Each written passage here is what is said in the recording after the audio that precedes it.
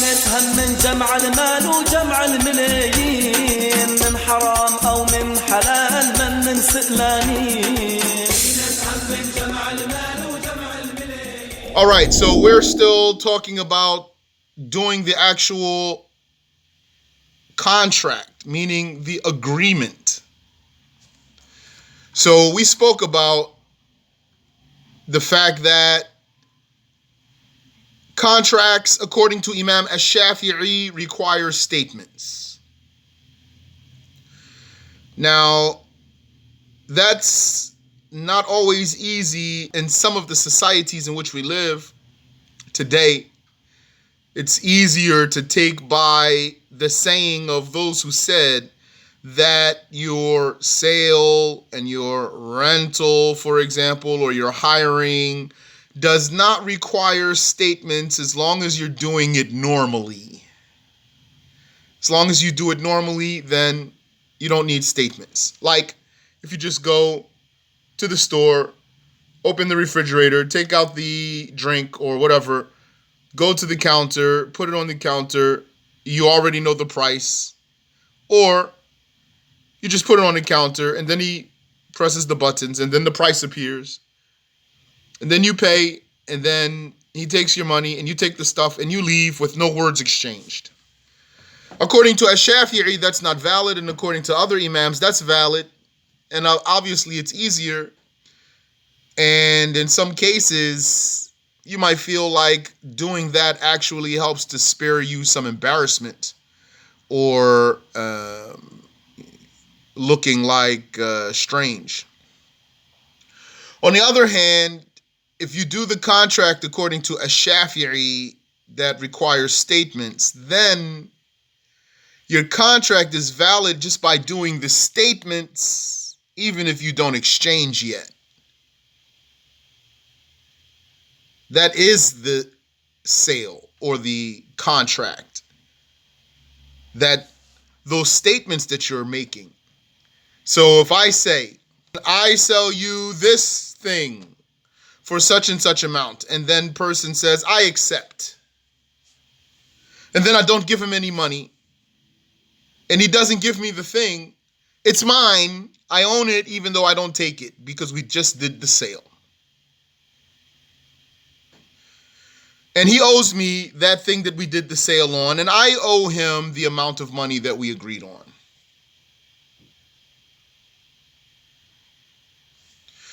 Unless it's a sale that requires exchange in the session.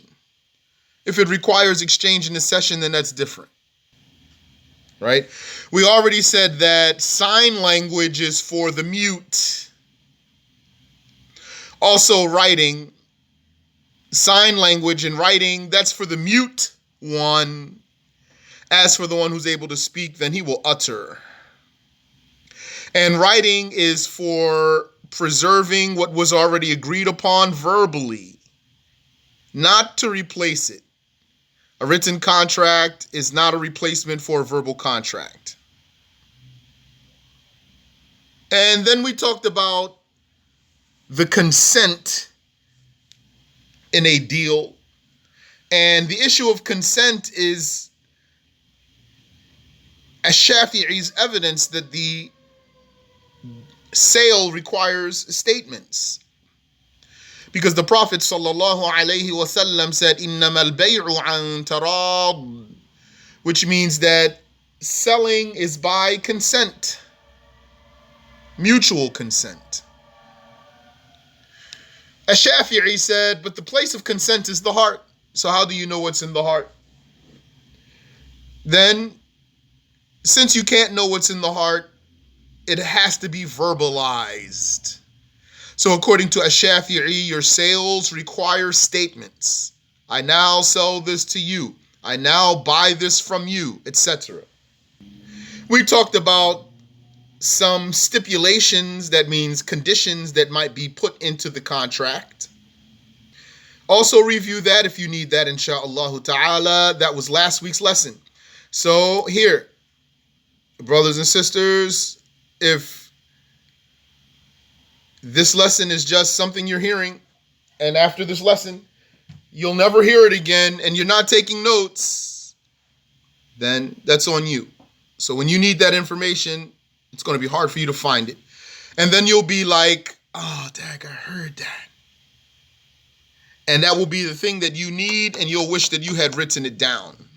Some people said to me, more than one person, I want to be a serious student of knowledge. I have made the intention to be a serious student of knowledge.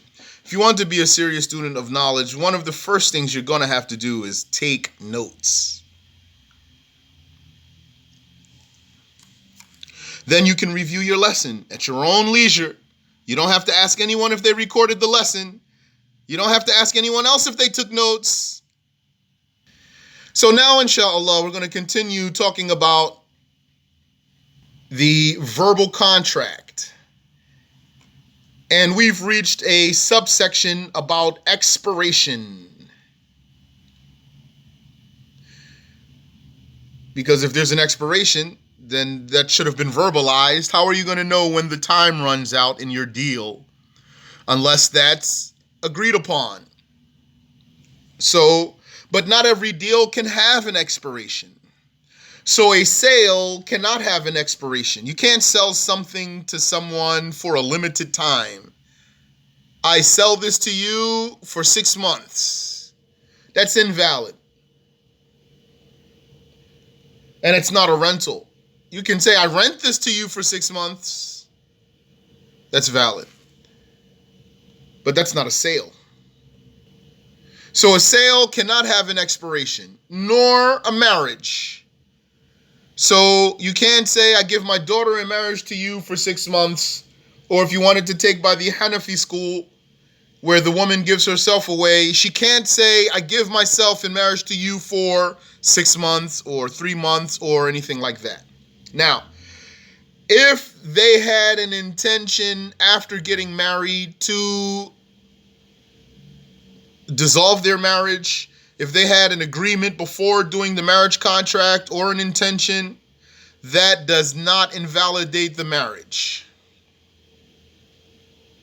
Like the case when a woman gets divorced 3 times and then she can't get back to the man who divorced her 3 times until she marries another man who consummates with her and then divorces her. So then the brother, broken and desperate, he goes to someone he doesn't know. Who should he ask? His best friend, the sheikh, the brother. Who should he ask to marry this woman and consummate with her so that he can get her back? And then ask him, you know what they ask. They can't say, for example, I give this girl or this woman in marriage to you so that you can consummate with her and then divorce her or something like that. It cannot have an expiration. They can just say, now I give my daughter in marriage to you, or now I give sister so-and-so in marriage to you, and that's it. Yani, without an expiration. I mean, when I say and that's it, I mean without an expiration. Nor a return of the wife. Your wife can't be returned with an expiration. My wife is returned for such and such time. I reinstate so-and-so as my wife for 6 months. That's not valid. That's not a valid return or a valid reinstatement, if that's the right word.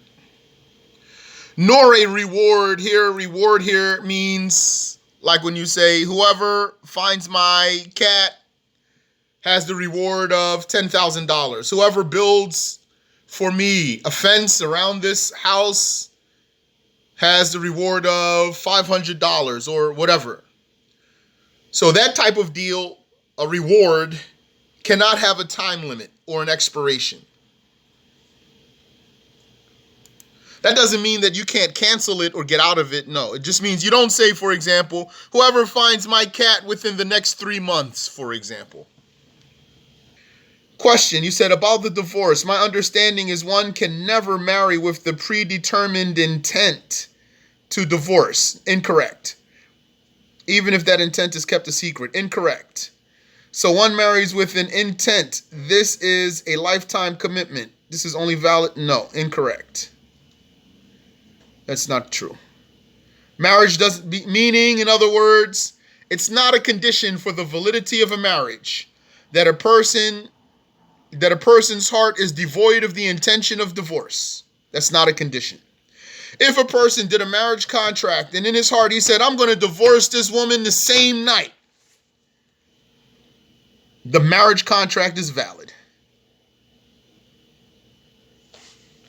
Can you divorce her or not? That's a different issue. I'm not talking about that. I'm addressing exactly your question. You're saying he can't even have the intent. It can't even be in his heart. He can't even have in his heart that he will divorce that person. So no, that's not true. The marriage contract, as long as its integrals and conditions are fulfilled,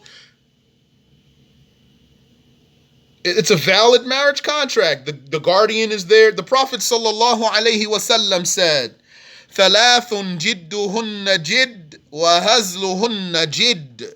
There are three things. If they are done seriously, they are serious. And if they are done jokingly, they are serious.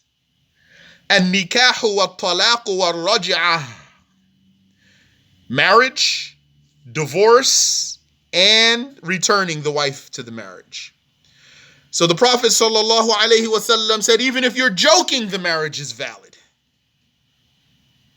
What does that mean? It means if all the conditions and all the integrals are fulfilled, then the marriage is valid.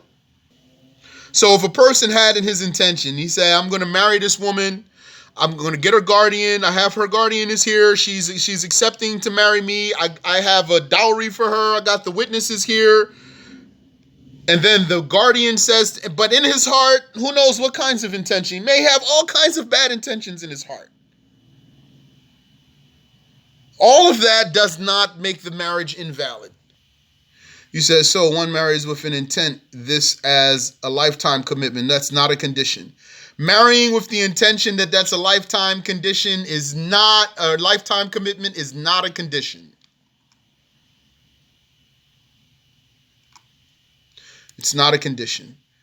You said this is the only valid intent of marriage. That is untrue, not true. You can get married. Listen, let's say a sister, she just wanted to travel. Let's say, for example, there was a camp in Pennsylvania and the sister was in California or anywhere else. And she had no way to travel. She didn't have a mahram. And she could say, hey, listen, brother, can you do me a favor? You're going to the camp? Would you marry me and just so I could go travel to the camp, please? That's absolutely valid. They could do that. It's not haram. No, it's not likening marriage to dating because dating is not marriage. Marriage contract is a contract. It doesn't require an intention like that. It doesn't require an intention like that.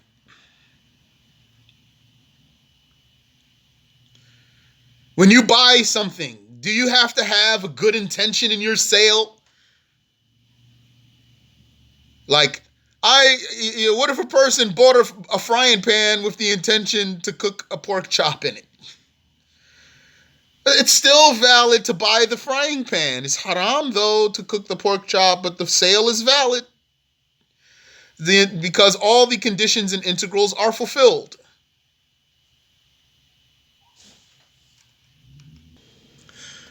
Profit sharing cannot have an expiration. Co-signing cannot have an expiration. Let's skip the explanation, though, of those two. We talked about co-signing and a little bit about profit sharing, but we'll come back to them anyway, so it's okay.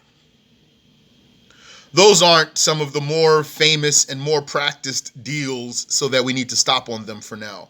But if you want, just take note of that so that you know that profit sharing and co-signing cannot have an expiration, but lending can.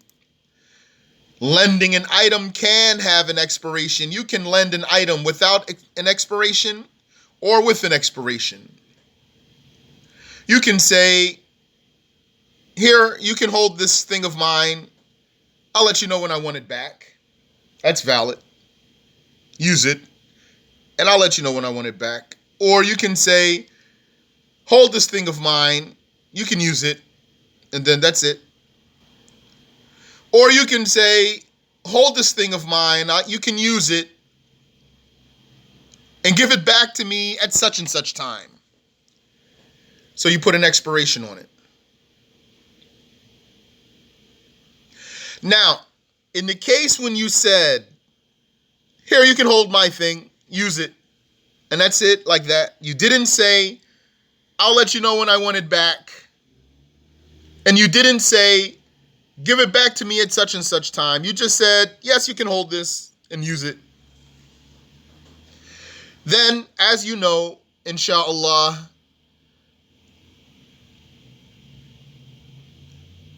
you can only, when you are the borrower, the lender holding that item, you can only use it once in a normal way and then give it back.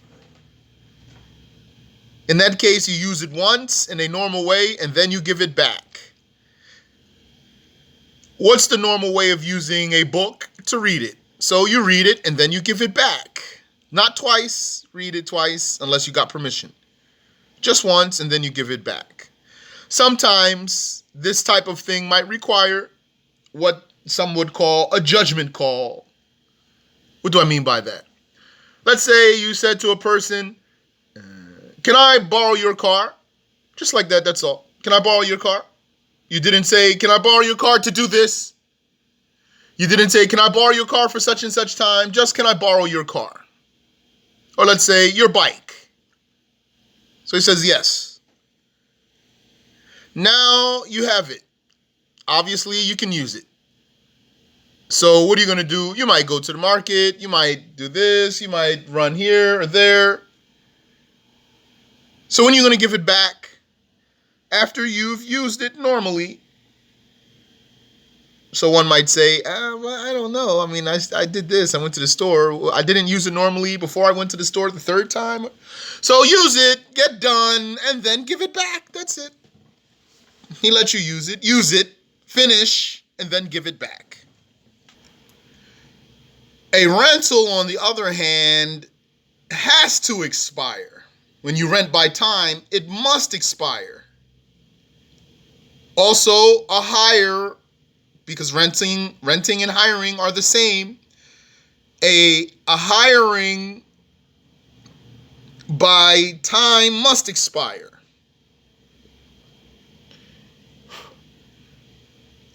Or else it's going to expire just by the task being completed. Or else it's going to expire by the task being completed. So a rental by time, it must expire. You cannot rent a house for indefinite time. It's like how you rent a car. When you rent the car, do they tell you, just keep paying us? No, they tell you how long. Right? Once you go past the time, then you got problems. So, but what about the house? A lot of people, they'll rent the house, they'll sign the lease, and then it's just indefinite from there. As long as you're paying the rent, everything's fine. So you can't do it that way. But what you can do here, let's first of all explain what's the Shafi'i school, and then let's see what you can do. What are your options? So in the Shafi'i school, you must have a limit on your rental. So, and your hiring. But didn't we say some scholars said that you can do your dealings without statements when they're done normally? Okay. So then, if you want to do that, then agree with the person you're renting from or hiring that your contract expires at such and such time, and then you're going to just renew again as an agreement between the two of you, an understanding between the two of you. Not that it's indefinite, it's not indefinite. Like if you're renting a house from a brother, you might say to him in a valid way, this is what you can do validly, but without having to repeat every time. Say, okay, I'll rent this from you for a month. Says, okay. So, and then you say to him, all right, so then the next month, I'll pay you for a new month. And like that, I'll pay you for a new month. So every time it's expires, you did do it. There is between you the understanding of an expiration. That's different from just signing the lease and staying there with no understanding between the two of you of when that deal between you expires.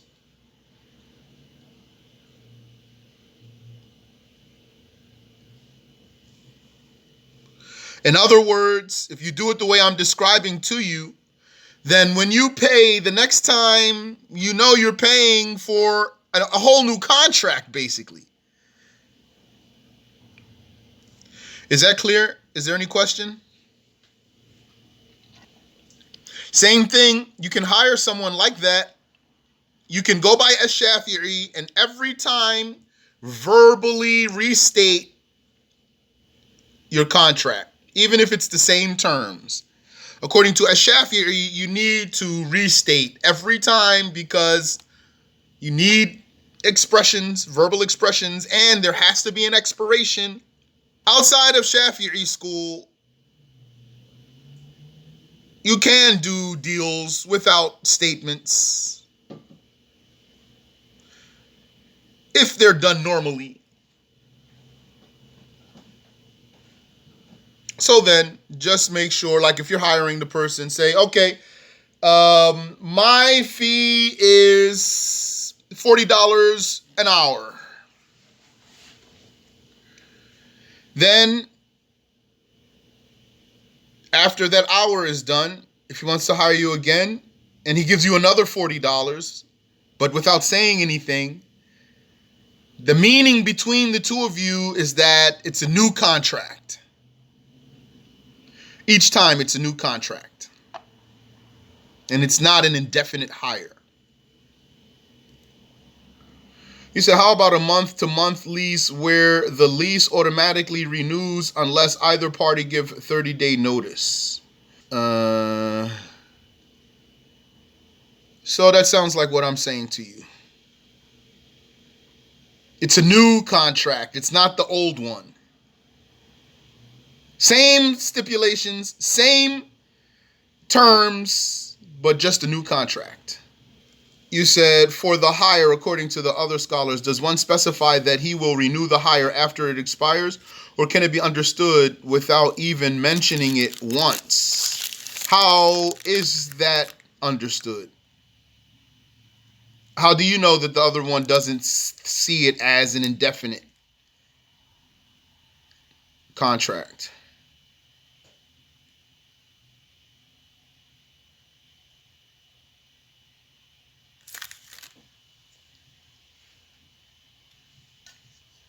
From usual experience. How do you know how do you know that he doesn't see it as an indefinite? What you think is that he's renewing the contract normally. How do you know that it's not just an indefinite contract to him?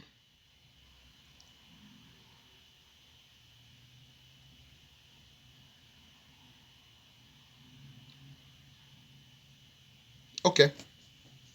So then you need to state that. You said, can you please explain how profit sharing and co-signing can't be expired?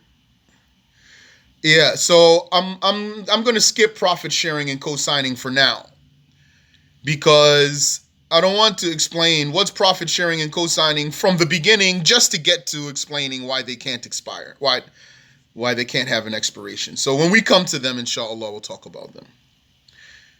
You said, it's not clear to me. The Shafi'i school does or does not renew the again upon expiration. Shafi'i school always requires verbal statements. It doesn't automatically renew according to Shafi'i. So a rental must expire. And a finder is someone who finds something in public or, in the masjid or something. He found what belongs to someone else. He has to wait for a year before he can even lay claim.